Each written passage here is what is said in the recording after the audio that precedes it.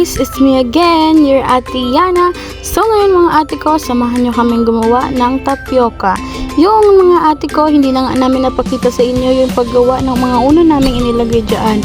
Pero dalawa pa lang naman ang nailalagay na amin dyan at yun ay ang sago at gulaman pala amang. Yung gulaman nga pala ay bali 4 na gulaman ang niluto namin para matigas siya. At yung sago naman siguro mga 1/4 ay kalahati ata yung naluto namin. Yan yung pala yung hinalo namin. Tapos nag-add na rin kami dyan ng mangga.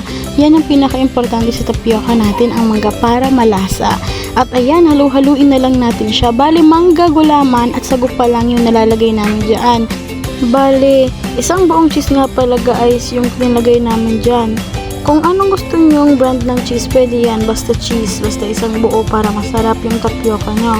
At dapat maganda rin yung pagkakahiwa nyo ng cheese. Dapat pantay-pantay sila. Para syempre walang lamangan. Uy, tas kakainin din naman mamaya. So ayun guys, dapat ayos yung paghati nyo. Dapat talaga pantay-pantay siya para maganda naman siya tingnan. Tingnan mo naman yung ate ko, o diba, inayos-ayos niya talaga para daw pantay-pantay talaga yung pagkahiwa niya ng cheese. At hindi pa nga yun mga ate ko, madami pa nga kaming na-miss na videohan dyan na ingredients. Bali hindi na namin nahalo yung ibang ingredients dyan kasi hindi ko na na-videohan. Hindi ko rin kasi nakita na hindi pala nakaplay ang video, kaya ayun, hindi nakita yung ibang nilagay naming ingredient. Pero sasabihin ko na lang sa inyo kung ano pa yung mga inilagay namin na hindi namin na-videohan dyan guys.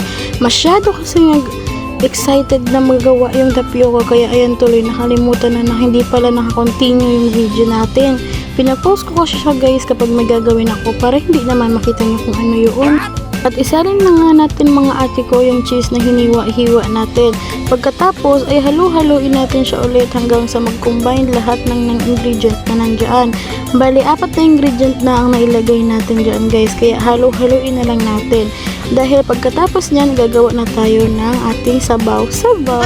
At ayun guys, all-purpose cream na nilagay na amin yan sa ref para talagang mag-double siya mamaya pag hinalo natin siya. Hindi ko na pala guys na ipakita sa inyo yung proseso ng paghalo dyan. Pero yan ang nilagay namin, 2 all-purpose cream, 2 condensed mango, yung may flavor na mango na yung bilhin yung condensed para lasang-lasa talaga yung pagkamangga niya. Dahil yun naman talaga ang importante sa tapioca, dapat malasa mo yung pagkamangga niya. Pagkatapos nga guys na ilagay namin yung 4 na ingredients, hinalo-halo lang namin yan. Wire whisk yung ginamit namin kaya medyo natagalan, pero hindi ko na napakita sa inyo yung process ng paghalo namin kasi nga hindi ko na video. Nakakainis, hindi tuloy nakita yung paghihirap namin sa paghahalo namin. At ayan, pagkatapos natin mga ate ko na haluin ang ating sabaw, atin nang isalin yung ating gulaman, sago, mangga at cheese na ating kinombine kanina, i-combine na rin natin siya sa kanyang magiging sabaw. Ayan, sobrang sarap. Hindi pa yan tapos pero sobrang sarap na.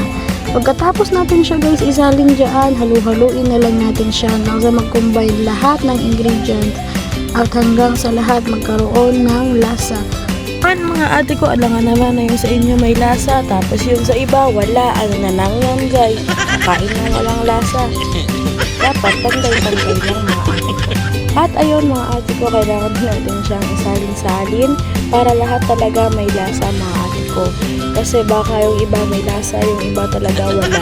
Kasi minsan hindi yun mahahalo. At hindi pa yan nagtatapos dyan mga ate ko, kailangan din natin siyang ilagay sa ref para malamig siya, mas masarap siya kapag nilagay niyo sa ref. Dahil mas masarap siyang kainin kapag malamig siya mga ate ko. Huwag nyo rin yan guys kakainin na hindi pa malamig kasi baka maubos nyo na kasi masarap din siya pag hindi malamig. At ayun mga ate ko, maraming salamat mga ate ko. Hanggang dyan na lang ang ating video.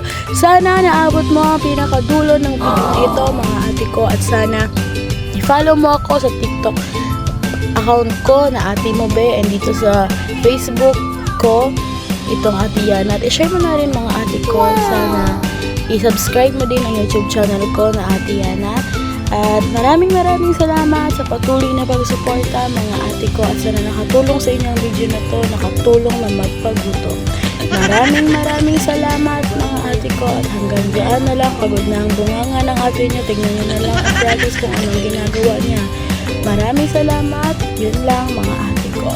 Matakam kayong lahat para gumawa kayo, bigyan niyo na lang ako.